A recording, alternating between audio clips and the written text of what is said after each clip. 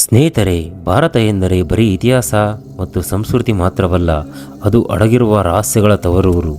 ಶತಮಾನಗಳ ಹಿಂದೆ ನಮ್ಮ ದೇಶವನ್ನು ಆಳಿದ ಪ್ರಸಿದ್ಧ ರಾಜ ಮಹಾರಾಜರು ತಮ್ಮ ಅಪಾರವಾದ ಚಿನ್ನ ಮತ್ತು ವಜ್ರ ವೈಡೂರ್ಯಗಳನ್ನು ಯುದ್ಧ ಮತ್ತು ಶತ್ರುಗಳ ದಾಳಿಯಿಂದ ರಕ್ಷಿಸಲು ಸುರಂಗಗಳಲ್ಲಿ, ಅತ್ತಣೆ ಇಲ್ಲದ ಗುಹೆಗಳಲ್ಲಿ ಹಾಗೂ ನದಿಗಳ ಆಳದಲ್ಲಿ ಅಡಗಿಸಿಟ್ಟಿದ್ದರು. ಈ ನಿಧಿಗಳು ಕೆಲವು ಜನರ ಕಣ್ಣಿಗೆ ಬಿದ್ದರೆ ಮತ್ತೆ ಇನ್ನು ಕೆಲವು ಇಂದಿಗೂ ಅತ್ಯಾಧುನಿಕ ತಂತ್ರಜ್ಞಾನಕ್ಕೂ ನಿಲುಕದಂತಹ ರಹಸ್ಯಗಳಾಗಿ ಉಳಿದಿವೆ. ಇಂದಿನ ಈ ವಿಶೇಷ ವಿಡಿಯೋದಲ್ಲಿ ನಾವು ಭಾರತದ 5 ದೊಡ್ಡ ಮತ್ತು ನಿಗೂಢ ನಿಧಿಗಳಿರುವ ಸ್ಥಳಗಳ ಆಳವಾದ ರಹಸ್ಯವನ್ನು ಹೊರಹಾಕಲಿದ್ದೇವೆ.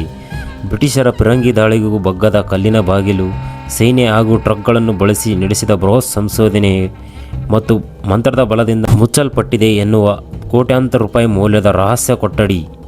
ಈ ಪ್ರಯಾಣದಲ್ಲಿ ಪ್ರತಿಯೊಂದು ರಹಸ್ಯವೂ ಹಿಂದಿನ ನಿಜವಾದ ಇತಿಹಾಸ ಮತ್ತು ವೈಜ್ಞಾನಿಕ ಸತ್ಯಗಳನ್ನು ತಿಳಿಯಲಿದ್ದೇವೆ. ವಿಡಿಯೋವನ್ನು ಕೊನೆವರೆಗೂ ನೋಡಿ. ಬನ್ನಿ ಇಂದಿನ ಈ ಸುದೀರ್ಘ ರೋಚಕ ಪಯಣವನ್ನು ಶುರು ಮಾಡೋಣ.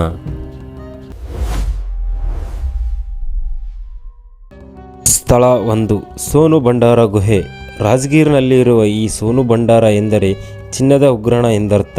ಮೌರ್ಯ ಸಾಮ್ರಾಜ್ಯದ ಆರಂಭಿಕ ದಿನಗಳಲ್ಲಿ ಮಗಧ ಸಾಮ್ರಾಜ್ಯವನ್ನು ಆಳುತ್ತಿದ್ದ ರಾಜ ಬಿಂಬಿಸಾರ ತನ್ನ ಅಪಾರವಾದ ಚಿನ್ನವನ್ನು ಆಭರಣಗಳನ್ನು ಈ ಒಂಟಿ ಕಲ್ಲಿನ ಗುಹೆಯಲ್ಲಿ ಬಂಧಿಸಿಟ್ಟಿದ್ದನೆಂದು ಇತಿಹಾಸ ಹೇಳುತ್ತದೆ. ರಾಜ ಬಿಂಬಿಸಾರನನ್ನು ಆತನ ಸ್ವಂತ ಮಗನಾದ ಅಜಾತಶತ್ರುವೇ ಅಧಿಕಾರಕ್ಕಾಗಿ ಬಂಧಿಸಿದಾಗ ಬಿಂಬಿಸಾರ ತನ್ನ ಸಂಪತ್ತನ್ನೆಲ್ಲ ತನ್ನ ಹೆಂಡತಿಯ ಸಹಾಯದಿಂದ ಈ ರಹಸ್ಯ ಗುಹೆಯಲ್ಲಿ ಅಡಗಿಸಿಟ್ಟಿದ್ದನೆಂದು ಹೇಳಲಾಗುತ್ತದೆ. ಈ ಗುಹೆಯ ಒಳಗೆ ಹೋದರೆ ಕಲ್ಲಿನಿಂದ ಮಾಡಿದ ಬೃಹತ್ ಗೋಡೆಯಂತಹ ಬಾಗಿಲು ಕಾಣಿಸುತ್ತದೆ. ಈ ಬಾಗಿಲಿಗೆ ಯಾವುದೇ ಕೈ ಇರುವುದಿಲ್ಲ ಅಥವಾ ಹಿಡಿಕೆ ಇರುವುದಿಲ್ಲ. ಬದಲಿಗೆ ಆ ಬಾಗಿಲಿನ ಪಕ್ಕದ ಗೋಡೆಯ ಮೇಲೆ ಪ್ರಾಚೀನ ಶಕಲಿಪಿಯಲ್ಲಿ ಏನೇನೋ ಕೆತ್ತಲಾಗಿದೆ.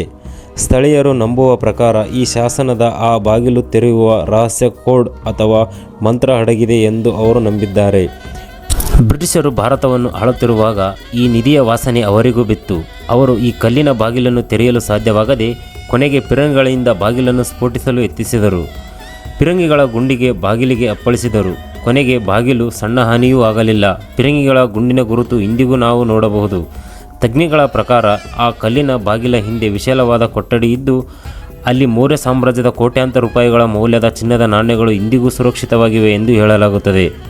ಕೇವಲ 400 ವರ್ಷಗಳ ಹಿಂದಿನ ದಂತಕಥೆಗಾಗಿ ಒಂದು ದೇಶದ ಪ್ರಧಾನಿ ಸೈನ್ಯವನ್ನೇ ಕೋಟೆಗೆ ಕಳಿಸಬಹುದಾ? ಹೌದು, 1976ರಲ್ಲಿ ಇಂದಿರಾ ಗಾಂಧಿ ಅದನ್ನೇ ಮಾಡಿದ್ದರು. ರಾಜಸ್ಥಾನದ ಜೈಗಢ್ ಕೋಟೆಯಲ್ಲಿ ಅಡಗಿರುವ ಲಕ್ಷಾಂತರ ಕೋಟಿ ಚಿನ್ನಕ್ಕಾಗಿ. ಕತೆ ಶುರುವಾಗೋದು 1881ರಲ್ಲಿ. ಅಕ್ಬರ್ನ ಅತ್ಯಂತ ಶಕ್ತಿಶಾಲಿ ಸೈನಿಕ ಜೈಪುರದ ರಾಜ ಮಾನ್ಸಿಂಗ್. ಅವನು ಅಫ್ಘಾನಿಸ್ತಾನದ ಮೇಲೆ ಯುದ್ಧ ಮಾಡಿ ಅಲ್ಲಿದ್ದ 7 ಬಾರಿ ಕತ್ತೆಯ ಮೇಲೆ, ಆನೆಯ ಮೇಲೆ ಚಿನ್ನವನ್ನು ಸಂಪತ್ತನ್ನು ತಂದು ಜೈಗಢದ ಕೋಟೆಯ ದೊಡ್ಡ ನೀರಿನ ಟ್ಯಾಂಕ್ಗಳ ಕೆಳಗೆ ಬಚ್ಚಿಟ್ಟಿದ್ದಾನೆ ಎಂಬುದು ನಂಬಿಕೆ ಇತ್ತು. ಶತಮಾನಗಳು ಕಳೆದರೂ ಯಾರಿಗೂ ಆ ನಿಧಿ ಸಿಗಲಿಲ್ಲ. ಆದರೆ 1975ರಲ್ಲಿ ದೇಶದ ತುರ್ತು ಪರಿಸ್ಥಿತಿ ಬಂದಾಗ ಎಲ್ಲವೂ ಬದಲಾಗಿತ್ತು. ಜೈಪುರದ ರಾಜಮಾತೆ ಗಾಯತ್ರಿ ದೇವಿ ಅವರನ್ನು ಇಂದಿರಾ ಗಾಂಧಿ ಜೈಲಿಗೆ ಹಾಕಿಸಿದ್ದರು. ಅದೇ ಸಮಯದಲ್ಲಿ ಆದಾಯ ತೆರಿಗೆ ಇಲಾಖೆಯಿಂದ ಒಂದು ರಹಸ್ಯ ಮಾಹಿತಿ ಬಂತು. ಜೈಗಢ್ ಕೋಟೆಯಲ್ಲಿ ನಿಧಿ ಇದೆ ಅಂತ.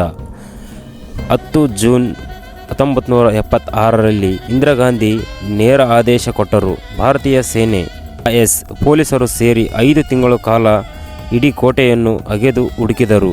ಜೈಪುರ ಮತ್ತು ದೆಹಲಿಯ ರಸ್ತೆಯನ್ನು 2 ದಿನಗಳ ಕಾಲ ಬಂದ್ ಮಾಡಲಾಗಿತ್ತು.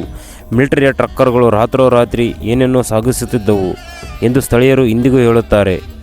5 ತಿಂಗಳ ನಂತರ ಸರ್ಕಾರ ಹೇಳಿತು, ಏನೂ ಸಿಕ್ಕಿಲ್ಲ.